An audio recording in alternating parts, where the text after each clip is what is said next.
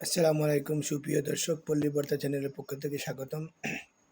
আজকে জাতিসংঘের অধিবেশনে গাজায় নির্মম ইসরায়েলি সন্ত্রাসীদের বর্বর হামলায় গাজার নিরীহ শিশু, মহিলা, পুরুষ, মুসলিম জনতার নিধন বন্ধে যখন জাতিসংঘের অধিকাংশ রাষ্ট্র দাবি তুলেছিল, সেই দাবিটি দুঃখজনক হলেও সত্য।